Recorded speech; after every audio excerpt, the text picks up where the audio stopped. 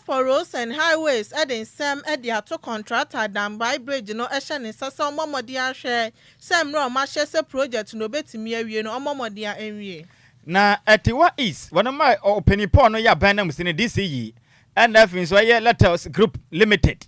And this you makapum omane na napa eye odikro akabuma because somebody has sub from one by shas ye BC 5 unit eye na napa teachers bungalow apoma chachire for no enye baby do mutiri ato. Mami bia wedding Fishiano beye oha enemiensa wo amanse West district nim Asra Mampani John Dramani Mahama say opeso wo so ma kwan no chese kota na bi eguso ansa na wawu. Ensam no pina na kama yese nkonwa beso mu say ewia pram to be kase wo DL oha nsia etire po enkran kasa fidie so na ye kam say o man Ghana mu de ne se de Ghana te no enije wo krompa de mesra so woni je be ya da na ye live one papa pam. Ende jumadia sononku bi a wudi a ubehia live band wase no fakodane fail group band tieniye edini ye fail group band PHIL now the group GROV o de ka ho a na o de band tua to peye ko yedin no na wade na wo ye eyi ana kwasibo no beka ne se funerals ana se ne birthday party abadinto graduation bi a wo ye no ana se nsore programs church eye programs no Fabadan yedwumade bia wudi a wo behia ye awase no ye beboa wo pam de entia na yesafata se besom wo no eniem ye wa quality sound ene ye sanso wo professional instrumentalist ye sanso wo quality instrument ye besom wa wani beje pante mesra wo pechi akwan na dwumade no ye masom so mpanyum bia nso ene moto ye kira kwan ne ye watema committee 22 ba roso insan honom ene ebutu ye homa ne 0242 965 391 0242 965 391 ana 0541 149 741 0541 149 741. Open in Supapa dear noa any Lumba super in so idea fa fidie mu asone so ye e de mani pejana FD so agya to mu se eye nsu a wono ma ni pejana etimi ebu adwuma ye na se oban kran pupni mantem ha no mu de ya de wo so distributors bebre Ghana fo agya to na manone fo so agya to mu enu nti ne se open no dodo atu afrempeni 0549 889685 and 0549 43616. Akankanfo benu ayese nkonwa besom awie no edi ameje so yo wofa wase ade ayo de one at Nhyiraba Kwadwo Sammy B mawutedin ene bantwere na watafiri chamene Adjoa Agyei Sikapa ye dan ye ho ye ba ye de kasebo no echire mu ankasa ebesom na ansa na no me wo faase rose gold osidi ye kasebo no eye de ba de a wadama eba na nsempatie amamu nsem di ya kasebo de hinta nyina aha ne pa hontama DLFM 106.9 kasebo no nie aha ne nyina yetie DL News.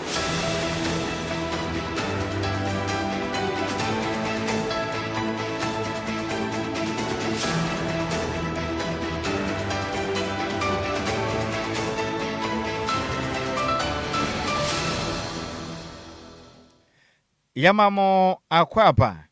afitumlike ne hia yen ewo Facebook ana finso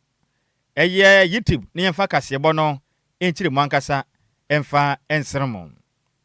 ya hia kasebo na se e de fro my Ghana ya sante mantemu na mekasai mankrato ana se eye mayor e de Makumase Metropolitan Assembly odiminyamfo Richard Ofori Agyemai Bodi Odikokobo edi abade hia wonu wasantema ntemo nim sei osra wonu mata wa winim na bebu emraso no dwuma mbedi power santema ntemo no waso be hye titiriu efa ye ho ne die ensensem kwesi wonu beka ne sei sanitation dikokobo de bo odi tu dwai ekirem sei wokọ asantema ntemo emiamia pia na nsen enso atuto yei na ahye ase a eyiri afade hye na wokirem sei nanso na kasantema ntemu de ente saa kra ehɔ no wɔsoro pa de gansuo to a na nya de asantema ntemu nsuo yiri efa de hye wɔn hɔnom nanso enam nipa bi asoɔden na hunidie hu sensem a enkɔn ka ne na nipa emfabuo na nidie ema mpeni ene mmra hodo de aba no so nti no eka ho mansuo yi eyiri fa de hye nti wɔbɛsrɛ enya de pa bɛbɔ no men yakua ne mu kra na endra damra na keme openiport no ebon ho modern nsentwerefo kase na o kire mi say samra ye kwedie wadom so sabi nsem hunu so o manyi mu bio titina santemantem wadom makwa manipa enkoto bora emfa enkogu baabi ya wope emensukam mensuru nkoyiri mfa nipa da bi yenye saade no kram o kire ma sesei ne task force for mato magu mountain so mamade abo apropam ene edwam kejetia edum asafo miamia pi na mamade yakhonom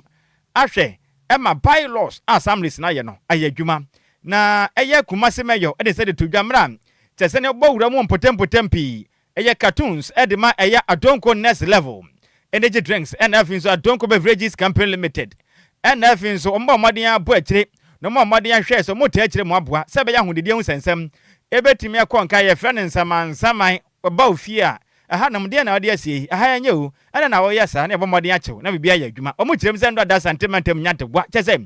emna kuma se metropolitan se bomode akoye enforcement o ma me ahodo pi ene kokoport empotem hono mo adum ana afin so aye asafo overpass na se no ade hye ne bi kirem se ne ye nchede obi ala ha ne yete yatena ha kyere na manom abreso ne yatena ha nom yanya boni bia mutu ya de ye ntia se mendo abasa basa ye koso a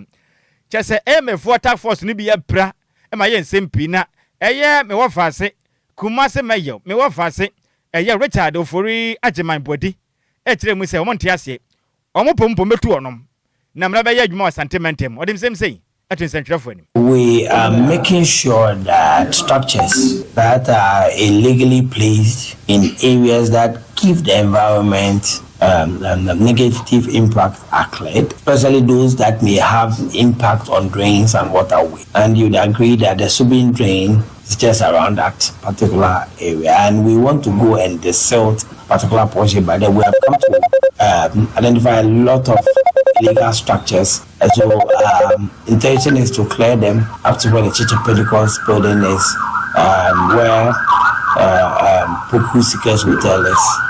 And then once we're able to clear all these places, we sanitize the area and then have access to areas that we have to silt and desalt, just so we can prevent flooding in areas that we identify potential for. Some of our vehicles have been vandalized. We have lost one pickup in the process.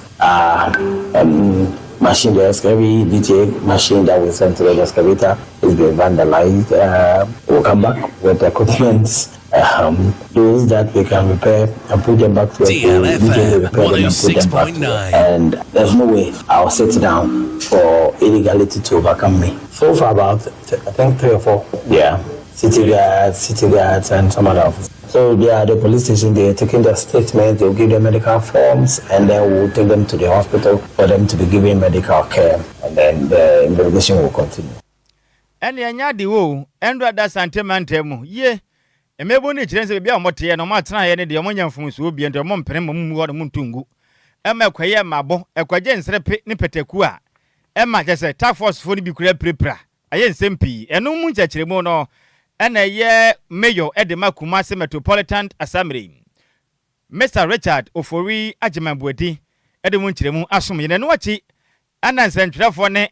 adehye mutu sa na moni bia ka se chirem se in fact ekwan a eye Kumasi mayor ne mpenifo de omnam so maka so mopa na omobo akrefi se eye atete na mode etete won mo so chirem nsem se e de twen nsentwerefo asasi we no ya ba no ya me fa asasi ni free ye kosi mpanifo bi so ana ye kutu eskama wo mo ana amudi ya ne die dey edi ma yen fast no na akro na di boda sali bi atimi ntwamu wa akrofo gwa na gu ase ye boda we wi ye no ya ti ya kiri ya nyina ama akrofo wa yo aso adate na so obi tu asase so na so fa usu betuna amra gana mra chese awase ma I'm coming in my banana. Because you're a very great team. I said, so about my father, my dreams to be seen in Yama. They said, we took a big women and put a call. If you want to go, DLFM 106.9. Naturally say, me wa fa se ba kwa wo free burger semi. Ayawre hu. Enti adesha wadamon so ene koko board mpotem ho no sentimentem Kumasi a. Wadamu chiremu say, wadamu atena ye. Kumasi mayor me wafa se Richard Ofori Agyei body ene assembly no ebedwira to agumene o matetirema ya wadam so akwesem ene wie yi ye de asumwe enti uba Facebook no se na fi YouTube in fact video no ne hwe na ye den enye yize kura che say ebi mu to atwi pa mo kire mi se ho no maye ho basa efi ne ba bia nsuo to efa na omote ente se mutu firi ho nom na akoye nsempia awia yi yade mo kire mu asumwe Yantoa Kasiabwane so na Lumba North Municipal Assembly for more ewo eye etifido mantemu enya 1,000 bags of MPK fertilizer no bebu akuafo a omo ewo feed Ghana program na sese ne be yomo so nuaba omo dwedwa na timi akwa animu na oma hye eye agricultural sector ni mu so kena na eye municipal chief executive Abdul Somid Hamza Gurudo ekasa anoche mus ewo eye assembly for first meeting omo ye anoche mus eye assembly members no emomodia embo adwumadie no sane be yom be kyerɛkyerɛ akuafo no ene timemfo no ewo mfaso a eye feed Ghana program na aba no mo so no omo betimi enya etimi ede afrimu na MC esanso ekasa ye echemu se feed Ghana program no ade ebe agricultural sector sane be ye kuayon so no ebetimi akoso ye ewo municipality nim no sanso edito members nanim echemu se ade a program no ebe sha se ye pa ewo Abram municipality ne so natimi enya 1,000 bags of MPK fertilizer a ebe boa wo mo so etimi adua no ba na etimi aboa wo nom so dwumadi edi no bibia etimi akonkan. Our farmers are looking out to the government and its collaborators in the agriculture sector. The Feed Ghana program has dominated the various discourses in the agri sector within the country, and the municipality is no exception. Honourable members, I am assuring you that the program will commence in earnest this farming season, and the municipality has so far received 1,000 bags of NPK fertilizer for the implementation of the DLFM 106.9. Another 500 bags of urea are expected to be delivered soon for distribution, and I will urge members to sensitize beneficiaries in your various electoral areas to exhibit high level of honesty to enhance the sustainability of the intervention. Enia uti ye eye municipal chief executive Edema na Lumba North Municipal Assembly ye Abdul Somid Hamza ana uti ninkene nuechi an assembly member Edema na Lumba North Municipal Assembly ekasa ye echemu so mo maniememu enna honom na kuntebu nso entimi enkoso ewa abra omo becheche ye fertilizers ne so edi ama akuafo no chema eye ade adwumadie we ya ban edi aba na ebeboa amakuayo nso no etimi akwa nimu ewo mpotem honom into omo hwe sane ma bi omo beye bia no emu ebetimi ada ho. We have proud notice to that particular issue because just as he said, when I get home I have to feed my people information with regard to that particular issue because all people that I am representing are all farmers. So if something of that sort has been distributed and I'm here and I don't know anything about it, who do I inquire, maybe find out and before telling them that this is what is going on? So we want to know those beneficiaries, please. At the same time, we here as DLFM of group of people, we represent a group of people. This question is up because we have experience the way we distribute set items in the municipality. I can remember we never received a better right. It was distributed like coffee, and people had to make money out of it. And those who were supposed to benefit did not receive it. We are telling you that we don't want such a thing to repeat again. We are all farmers and we are preparing to farm. We have interest in whatever input from agri is coming to the municipality. We should be part and parcel of whatever discussion concerning agri inputs. Enia uti ye assembly member Edema na Lumba North Municipal Assembly.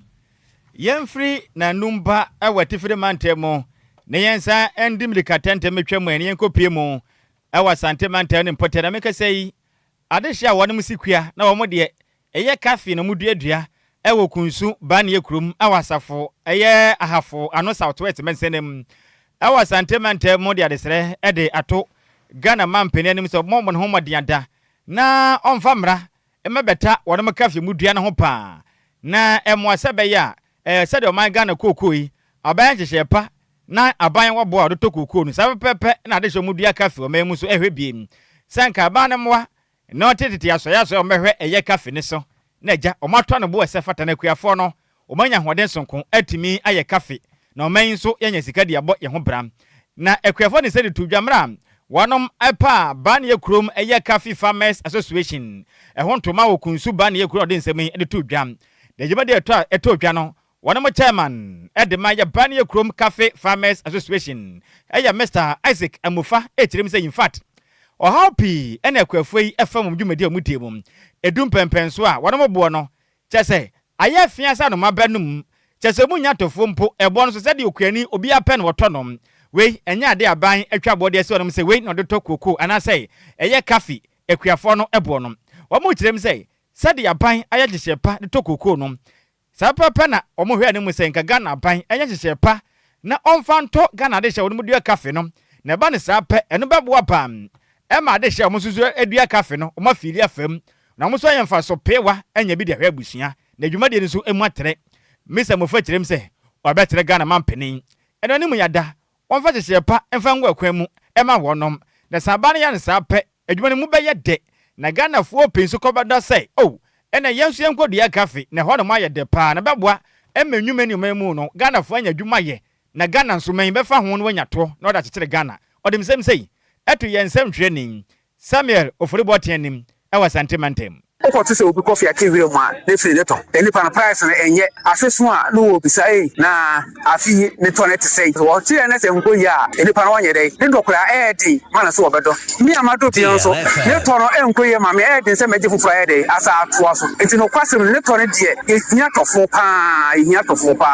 o ti ehia tofo e ye nyina ne dia be ne nyina ya ye ne kwa because o bro ho na wo to coffee ne ba sisi aka akra bi ne eti coffee e ba se ye ehia tofo a aduma ye na ya yene kwa omu abeja kodua ni parba ese ko fere ya anta do abeja kodua no ko enya ko no kra no wado enti bias ne de ye saban se won waye na ban na akwa be sumu man se de waso kuku mama ye na ebe ye ni pa because me ma ko fe ejuma bia atimi ya de ye de akira de wonye na adwo so obi bukura no obi due ye saban se on ko ye samuwa no se de waso kuku mo on waye eni ya wuti ye no ono ne yo titrani ana chairman edema ban ye krom Cafe Farmers Association nidin de Mr. Isaac Amufa ana wote say nani abere bruta sade hwe mudua cafe no sika sam nyenti abanmrem na wonom so emfili fam se kuku akuafo na no achi ana dwumade atodwa na omabodwa data asamre member edema ban ye krom electoral area odiminyamfo kinsiri asare ekiremu say obesra Ghana mebuno mmamode amamokon enokuaye kwaye yade a eboa pa entesa akane na oman yaje kwaye no ade amasabe nkokra enemre wankuto enti obesra pa ne mfa so pewa pa wo kwaye mu yade e konkane enti Ghana fo ne mope abadwuma ye akwatena e condition mu nkuto bomfra mapa no momode anse mumfa mutimfa nkanwura na momode nse mubetimi akonwura mu akwaje sasetan visa nensa se abu e wa hafo ano south west wonom monkwaje bi na moya mbenya sikapa na ne kwaye mu ode na beboa se be ya debiada mo twa aban no emu akura o kirem say Ghana fo ne ombo mode aye adwuma abadwuma mpo wo musika mu yandodo na akosikua na kua na abo me ne Ghana fo pisika sema konkente ne otumebu no fo se wo ye hyenkani se wo ye hwan mamode yankoye kua adwuma na bebo apa ma Ghana so mpuntu etimi abomayim Honorable Kisasa. The Mele Mubunya say, and farming air debia, you see, penny4, and a giant idea man penny for no, better tissa, and over should be a with the year or Ghana in Nan, over the sana, you are season to farming, and we fear beer there all year. It's not too maybe so for say, it's a city buaha. It's a seabu, it's no big dear of person intent to farm in the Arano, whom a year farmers now, on the warm, no mania, a year land. To me, encourage you to say, I'm a former home, and sim, or yet, for the crampo now, or the uncle one naked, now on the cracker, and you say, and also not the wine. Any out your bogramu, our sentimentemu, just a half one southwest men sending more, and I could do the dema, copiemu, our banny crumono. And I one assembly member at the Bania Chrome electoral area. The day Edo Minyan for Kinsiri. asare ana wote ni na mane boyi ya mane boni Samuel ofuri boaten na di free asante mantemu ebesom yen Yentua Kasiabone so na Minister for Roads and Highways Kwame Gavin Saboja Eden Sam Ediato Maripam Poma Enterprise Limited or more contractor or no Dambai Bridge no Eshaninsa HM so momodia Sam Romashe se project no betimi awie no betimi abomodia timi awie project no Ediama wom na budget nso amaye nso no betimi afa sa budget ne so ha etimi awie project no na Minister Eden Sam Editujwa ewa bro construction ewo timantemu ekohe se project ahodo nso no bibia ebetimi akosuye no chema bridge ya omuye nso na beboa amatememfo so akwane abadie na timi akosuye ombetimi afaso akodi omudwuma musika sam so no etimi akosoro inti contractor na emomodin asenani ebekọ adwuma ne ho no waye adwumaden ne wahwese project ne mra omahye no betimi awie sanso ana omomodin so enhwese ye project no betimi aye ni yie esanse aban ena diska edi ahyemu ehwese project ni betimi ache na tememfo so no etimi enya so emfaso. These two bridges will be the longest bridges we have ever done in our country. Until we started the chairman for this was the longest, about 1.5 kilometers, until we started a chairman for which is over 3 kilometers, and that is remarkable. And we are doing all this with our own resources. No amount of that is a loan we are taking from any other country. So Ghanaians must be proud that for once we are spending our own money to do this, and we must be proud of it. And I think the contractors will be guided and helped as much as possible to deliver on time and then on budget and then without compromising on the quality. DLFM 106.9. Eniya wuti ye Minister for Roads and Highways Yonyonyamfo Kwame Gavins Abuja. Yantoa Kasiabone no so na yemfri dambai ewoti mantenim na yemfe ne mfankyere o Ghana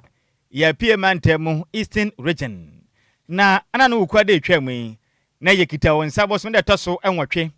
ewo mfempim ne aduonu ensiamu am ene aban anamsini edema de hia wode mo etiwa East mensenem ewa pie mantemu mechira district chief executive edema etiwa East mensenom ana afenso eye onuniamfo ne se usu intim ni din no na sana chief executive officer CEO edema eye Latos Group Limited onuniamfo Thomas Labi bon homoden ene mense no openipoda wodoma no ekeka bomu ekeka odikro edema na napa eye bafo Roxen akwei asamo dikan ede aso abofom sekewu wodoma hyase esi 5 unit teachers bungalow dia match akirefo mo honom na boa e match akirefo yi enye ba bi de omutiri atom na jima de todwa no ena chesenya sebukuma kram na napa kroduanum na todwa na onumnyamfo nes owusu intim ekiremu sei atiowa East ekro ni yade a chesenya sebukuma yeka bia ba kwa mutu fumagudie wo mai mo ka ho pam chese miamia pi na mpotem honom a fumagudie mutuo no chese munya so mfaso omunya hwemfefre ormo chese mansinim se fumagudie na kwaso pam inkronkropi ena ese ne ye ka fumagudie tuo ya chese ehun faso no aba worem chese bedwonso abo akokom na NS onimnyamfo intim ekirem sei sesei onna napa krodua no mpanifo esenkonwa edeto manim sei ede epa ne hiamo ena ompeja omonsa ko wiem eka sei ye wo school wo krodua yum na napa de hye chese ye ne krodua na ye wo no school na ye wo no ye ni baabi a achechirefo de omutire beto teachers bungalow ye ni bi intachechirefo ne ba na mo hwe ha ne mo na ye so munye baabi mfo mutire nto a ene yo na abetia no ma da sempa da fo motom ene alata momman okwa wo mabiu no akwa prai yesre mo ma ye transfer aha ne yempe na mo kom nsi obi okram o kire ma ka ho mene e ho mo school sem ayabasa mafra na omunima de nimpo ene omunyina hyase bon enam sei a kire mbetena ho no enya bre ama mafra no wo munni bi kram this year kire m sei enam no senti watie eye ekrodua no su ni senti ne omoni companies awodo akabo ma wo mo de asabofo na napa kodua nim eba besi chesende teachers bungalow no kire m sei opese woboa na ekua etufu magudie ho no no wo metimeja dempa ato no ma ne ba ye nkai duma de biada momodin apeja omuti no mu ho magasa yes no kre eye Latos Group limited bo homodin a me wo fa se Thomas Labida no wo ma base teachers bungalow beboa ema mofra no ene akyerɛkyerɛfo na firefo mo tiam se sabe empene sei se aboa kraman otwea se asoromofo badwu agye so onye babi de treto enti wa kyerɛ se akyerɛkyerɛfo onye babi de mu treto dia beboa pa se be ya adesua ho sensem ebe konka ne wo ne mensenim odi nsem sei eto yensem twere ni me wo fa se Kofi na ntuo kontini Kofi oboanim Sadly, I saw so Abraham Kasa. It says the best decision executive 1 year and a academy. Now, I did back one. DLFM. At what is a baby, mine and Kosopa. There's so mine no more and Fasodia. When yes, you say in the part at Mamufono in ya, and yet Nanapanqua. Your mine with since 2010, 2011, almost over a decade, over 10 years, and in the cheap in here. That's so could be a one more part. We to like I say, young pointing idea. Mining aye nkai duma ubetime de won sesi so ko bi eni wono eji ko betime buy just 5% out of the 100%. So ukwanyere mu a ya mining grown baby ehia there so not even a single facility a school bi wo a obeka se mining company na aye anasi ko bi wo a beka se na aye uko adoswansi ano so the same thing uko kwetwe mo hia ya buy na the same thing eno na ma the DC me hu say ye wo agencies as I say omo ensure say mining na good bia into ewo ko bia mo no timamu fo ti bi nyaso emfaso there so over for 1 year sanity over for 106.9 and then mining companies to make up na ensure say we say social corporate responsibility anybody on the madebe here there so over for 1 intesa and it be the chief executive now you say you be to be akere mo ya ke papa e be fa so a enema e here a year timemufo omusa etimiaka ni a uti ye no ono ana woye aban enam sini mechira district chief executive officer edema etiwa east mensenedin edonumnyamfo Ernest Owusu Entem ena wote ninkan na eno achi ena opanipo no ena wada adwumaku a edin ada woromso eye Latos Group Limited wonum ya adwumaku mutufu magudie ewo mensenim opani ada woroma no eye Thomas Labi kyerem se adwumadie sononkwa a wonum esi bia ya kyerechefo de omtire beto wona napa kroduare mu no omafa ho ka nyina no maye emfasodie pi ade ma na napa kroduanom efa ho masua de dodo na omaye nanso omoma nsi omekwaso aboa se be ya na napa krodua no omotufu magudie yi de ofe hu nso no na de no nam de ombeboa na krodua no so mpuntu atumi apam o kyerem a obesere ne nuanom amotufu magudie wo manyim wobakọ mia pi omotufu magudie honom nanso krodua no munya hwimfiri o nsem o kyerem a obesere mu ada se wotufu magudie obi kuram a ba moden sa anya hwekura no wobɛyɛ mpuntudwuma bi ama ade hwɛ mo mpotem honom sɛbɛ ya da ache ho kwa wo mbɛfew na sɛ akwanya ba masam akwanya bio na mo de mo koyi fuma gure na de kwa mpuntudwuma de mo mfa ho mo sɛ wo magya pade awi a na kyerɛ din ɔkyema nya ne sa wansan so akasa tufu kyerɛm sɛ ma mo tufu magudie no muntu no kwampa so na mo de na papa ne bia enya mo de ne bi kra wenya galamsei wo mo de abɛfo kwan so ne fidie kwan so tu efuma gudie ne kama enti ɔsrɛ ma mo nkwasa yɛ nsase enkwasa yakwa ne yensu